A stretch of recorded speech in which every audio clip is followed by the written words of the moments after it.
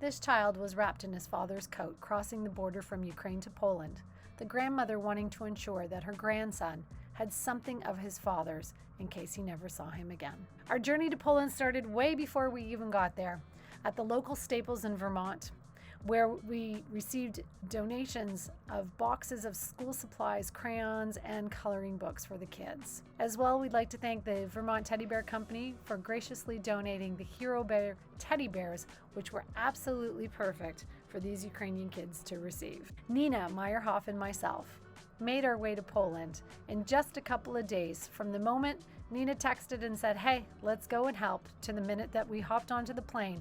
We had very little time, but somehow managed to rally an army of people to be able to help us to get the supplies that we needed to take with us to Poland. And here we are, we've arrived in Krakow. We have some of our suitcases with us, filled and stuffed with teddy bears and school supplies. Now, we possibly couldn't carry everything, so we needed to make sure that we could support the local economy of Poland, who were so graciously and generously helping out the Ukrainians. We wanted to buy local, so we bought hundreds of teddy bears from this beautiful store in Krakow. I couldn't believe the selection. They were gorgeous. Our first stop was to make it to the border of Medyka, on the border of Poland and Ukraine, where we were able to see hundreds and thousands of people lined up, waiting to be processed as they entered into Poland. A team of us got together and started meeting people, connecting, and handing out teddy bears. The teddy bears for us were an opportunity to connect with kids and their moms in a safe way. Plus, it brought smiles to their faces. From the border, we headed to the town of Oświęcim, or Auschwitz. Now, many of us, when we think of Auschwitz, think of the concentration camp. But outside of that is a beautiful old town of Oświęcim. And here, the people so welcomely opened their arms for people to be able to come and stay. Our work from there led us back to the Refugee and Processing Center near the border once again in Medyka, where we met and saw hundreds of people staying in the shelters. We also had the opportunity to go to the train station.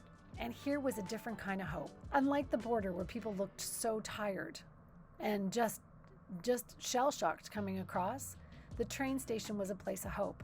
Here, people were getting on trains to go somewhere, and the kids were super excited to receive their teddy bears. We also had the opportunity, from going to the train station and seeing these wonderful, happy, smiley kids, to go back and work once again at the border. We traveled back and forth numerous times with all of our donations, and shelter upon shelter, we just saw more and more people arriving every single day. Our last few days took us to Warsaw, Poland, where we spent some time at a shelter that had at least 4,000 people staying there. And we had 600 teddy bears that day to give out, and there was at least that many kids who received them. The kids here were in a happy space, although the moms looked very tired. And one of the things that we heard over and over again from people was that, where will I go next? The shelters aren't a place to stay. The shelters aren't a place for you to raise your children, and it's certainly not a place to stay safe. And so this propelled us to go back to Oświęcim, where the One Humanity Institute, which Nina heads up, owns 2 buildings. One of them was badly bombed during World War II, but the other, an old bakery, had 9 apartments. So with the call of volunteers and another one of our fellow hope makers, started project managing and getting the local high school kids involved in the cleanup and the beginnings of the demolish, so that we could hire the contractors and get the contractors ready to refurbish these buildings. The 9 apartments will allow for up to 25 people to be able to stay and live for an extended period of time until it is safe to go back home. I'm back home now, and as I reflect upon my time in Poland, I realize what a blessing it was to be there at the beginning of this war.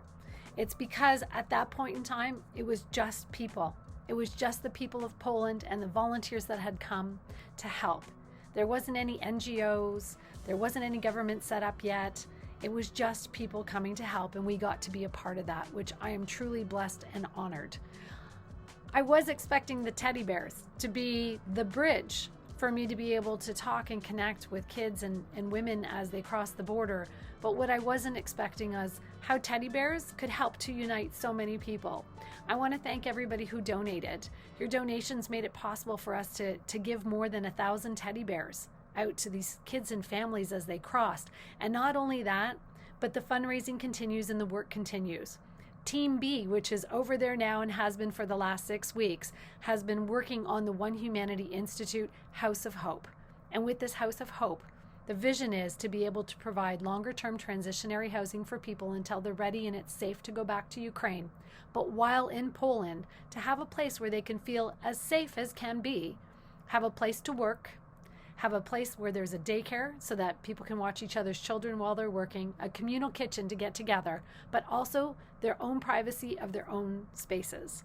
And so I'm excited about the work that we're doing. I'm excited that so many people have helped. And I just want to thank everyone for their generous donations, their kind words, and of course their support. Slava Ukraini!